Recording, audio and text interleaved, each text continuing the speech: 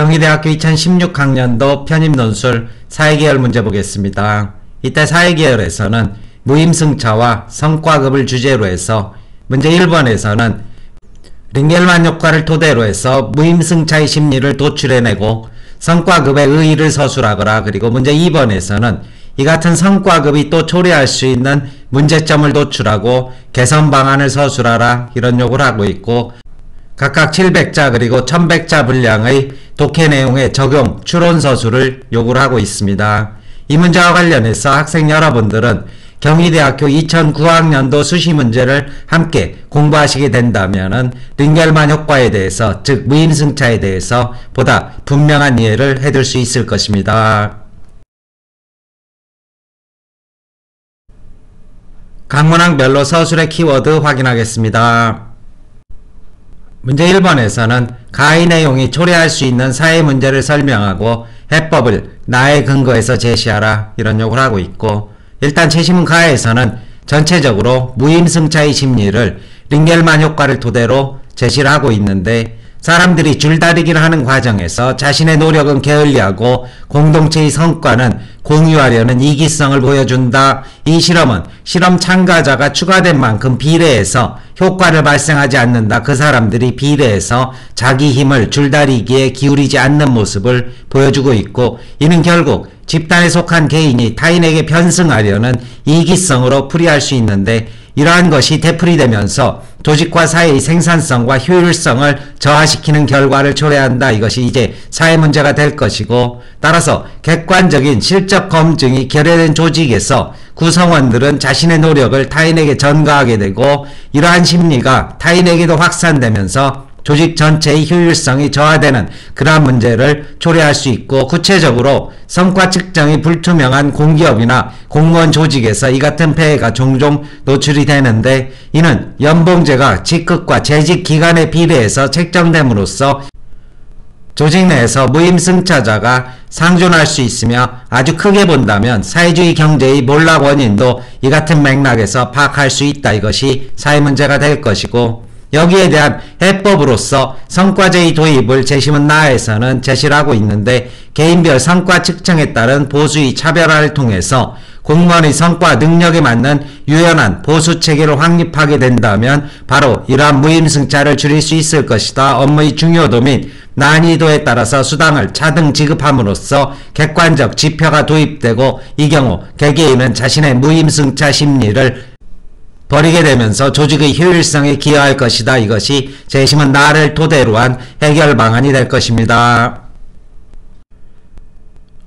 문제 2번에서는 재시문 다라 마의 내용을 이용하여 재시문 나에서 생길 수 있는 문제를 설명하고 개선 방안을 논술하라. 이러한 독해 추론의 문제를 출제하고 있고, 재시문 나에서는 공무원의 생산성을 자극하고 공직사회 전체의 효율성을 도모하자는 취지에서 성과급의 도입을 제안하고 있는데, 이것은 재시문 다 그리고 라 마를 토대로 해서 한계를 드러내고 있는 만큼 이를 토대로 보완 방안을 서술하라는 것이 문제의 핵심 요구가 될 것이고, 재시문 다의 경우 호환 측정의 한계라는 내용으로 영문이 제시되고 있습니다. 따라서 먼저 영어 해석 전문 보도록 하겠습니다. 호환 측정이란 일반적으로 다양한 단위로 표시되는 특징들을 공통의 미터법에 따라 나타내고 측정하는 것이다. 효용, 가격, 비용, 편익률이 호환 측정의 흔한 예들이다. 하지만 극히 광범위한 평가 체계들이 호환 측정의 논리에 포함될 수 있는데, 예를 들어 대학들을 수치적으로 비교하는 대학순위, 도시들과 국가들을 수치적으로 비교할 수 있게 만드는 국세조사와 사회통계, 매우 다양한 위험들을 확인하여 비교하기를 시도하는 보험회사 프로젝트, 노동비용으로 환산한 다양한 종류의 노동의 계산, 직장과 가정, 그리고 학문, 자유, 헌신적 사랑에 있어서의 폭과 깊이 등과 같이 잠재적으로 대비될 수 있는 가치들의 잠정적 상계 계산 등이 그것들이다. 호환 측정은 질을 양으로, 차이를 크기로 바꾼다. 그것은 이질적 정보를 쉽게 비교될 수 있도록 수치로 환원하고 단순화하는 방법이다. 호환 측정의 한 가지 장점은 불확실하고 파악하기 어려운 성질들을 대신할 것을 만들어내기 위한 표준적인 방법을 제공한다는 것이다. 호환 측정이 갖는 또 하나의 장점은 사람들이 처리해야 하는 정보의 양을 압축하고 줄여준다는 것인데, 이는 가치를 표시하는데 또 의사결정을 단순화하는 데 유용하다. 하지만 여기가 한계 부분이 될 것입니다. 호환 측정의 결과물은 복잡하고 다양하다. 호환 측정은 삶의 일부 측면을 볼 수 없게 또는 관련성 없게 만들어버린다. 호환 측정은 배제와 불평등에 대한 정치적 대응일 수 있다. 이 방법은 일부 입법가들과 환경보호 운동가들 그리고 관료주의적 의사결정의 영역을 확장하기를 바라는 관료들에 의해 받아들여질 수 있으며, 임금 불평등을 시정하기 위한 수단으로서 가치의 비교를 옹호하는 여성들에 의해서도 받아들여질 수 있다. 해석 전문입니다. 재심은 다와 그리고 재심은 라와 마에서 볼 때 이 역시 부작용을 동반하게 된다. 따라서 이와 같은 개선 방안이 필요하다. 이러한 식의 답안 전개 해주시면 될 것이고, 일단 재심은 다에서는 호환 측정의 한계를 보여주고 있습니다. 표준적인 비교를 통해서 표면적인 불평등을 시정하자는 것이 성과급의 취지이지만, 수치 측정이 어려운 다양한 공무원의 업무를 지나치게 단순화된 객관적 지표로 이렇게 측정하게 됨으로써 가시적인 성과로 직결되지 않는 소외계층 지원 업무 등 공무원의 봉사 업무가 기피 업무로 전환될 수 있다. 이러한 문제를 동반하게 될 것이고, 재심은 라를 토대로 볼 때 재심은 라에서는 금전적인 인센티브가 항상 순기능만을 가져오는 것은 아니다. 이러한 사실을 보여주고 있는데, 금전을 통한 동기부여가 항상 성과를 높이는 것과 연계되지 않는데, 영리를 추구하는 구성원들의 성과는 향상되겠지만 자원봉사 조직 구성원의 경우 오히려 자발성이 약화되면서 성과가 감소하는 역기능을 드러내게 된다. 대민봉사 등 공무원의 경우 대민봉사 등 지원 업무에 대한 자발성이 약화됨으로써 역시 공적 기능이 약화되는 그러한 한계를 동반할 수 있고, 재심마에서는 경쟁의 그 자체의 부작용을 보여주고 있습니다. 반세 실험 결과는 개인별 성과에 따른 보상의 한계를 보여주고 있는데, 이는 팀원들 간의 소통을 방해하고 상호 간의 경쟁과 견제 심리가 작용하면서 성과의 질이 저하되는 그러한 현상을 나타내고 있고, 이는 결국 성과 연봉제가 팀 전체의 의사소통이나 협업 등을 저해할 수 있다는 그러한 가능성을 보여주게 된다. 조직 전체의 성과에 부정적인 영향을 미칠 가능성, 경쟁 그 자체가 늘 순기능만을 초래하는 것은 아니다. 이러한 식의 다라 말을 토대로 해서 한계를 분석한 뒤 개선 방안에 대해서는 무조건적인 성과급의 확대 적용에 대한 재검토가 필요하다. 업무 특성상 측정의 한계가 있는 서비스 부문 등에서는 제한적으로 적용되어야 하며, 금전적 보상의 적용을 제한하고 비금전적인 보상을 통해서 공무원들의 동기부여가 필요하게 된다. 사회적 헌신과 자발성은 금전적인 보상을 할 때 오히려 감소하기 때문이다. 나아가서 개인별의 성과 측정은 지나친 경쟁 심리와 상호 견제로 오히려 효율성이 약화될 수 있는 만큼, 팀 단위 협업과 여기에 대한 성과 측정 및 보상 제도 등의 도입을 통해서 제도의 한계를 보완하는 정책이 병행되어야 한다. 이러한 서술 할 수 있을 것이고, 전체적으로 1100자 분량인 만큼 간단하고 인상적인 매듭이 있으면 마지막 문장에 덧붙여서 답안의 선명도를 높여주시기 바라겠습니다. 답안 정리해보겠습니다. 학원 작성 답안지입니다. 먼저 1번입니다. 재심은 가에서는 자신의 노력을 게을리하면서 공동체의 성과는 공유하려는 무임승차 심리를 시사한다. 링겔만의 실험 결과는 실험 참가자가 추가되어도 추가된 만큼 비례하여 효과를 발생하지 않는다는 사실을 통해 집단에 속한 개인이 타인에게 편승하려는 이기성을 보여준다.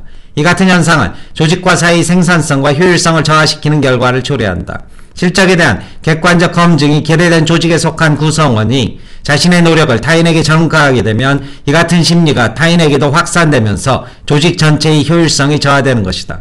개인의 노력에 따른 성과 측정이 불투명한 공기업이나 공무원 조직에서 이 같은 폐해가 종종 드러나게 된다.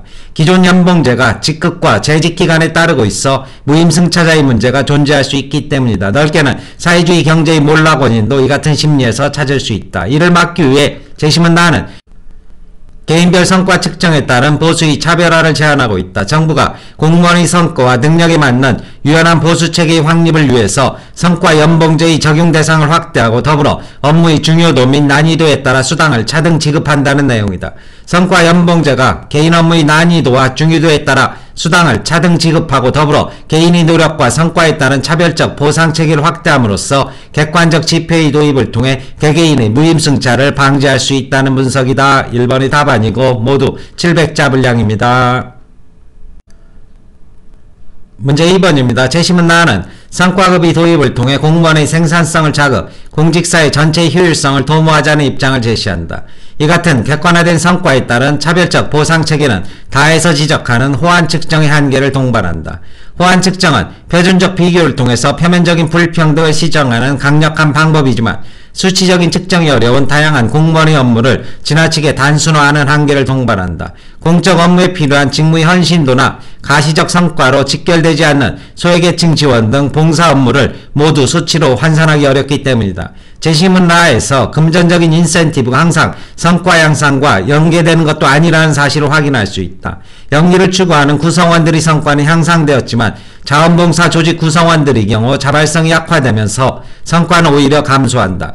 이와 함께 업무 특성을 무시하고 성과급을 일률적으로 적용할 경우 가시적 성과를 낼 수 없는 대민봉사 등 지원 업무가 일종의 기피 부서로 부각되면서 공적 기능이 약화될 수 있다. 또 지나친 경쟁 구도는 조직의 효율적인 운영에도 한계를 동반한다. 재심마에서는 반스의 실험 결과를 통해 개인별 성과에 따른 보상을 하는 경우 팀원들 간 소통을 방해하고 상호간 경쟁 심리가 작용하면서 성과의 질이 떨어지는 한계를 노출한다. 성과 연봉제가 팀 전체의 의사소통이나 협업 등을 저해하여 조직 전체의 성과에 부정적인 영향을 미칠 수 있다는 점을 시사하고 있다.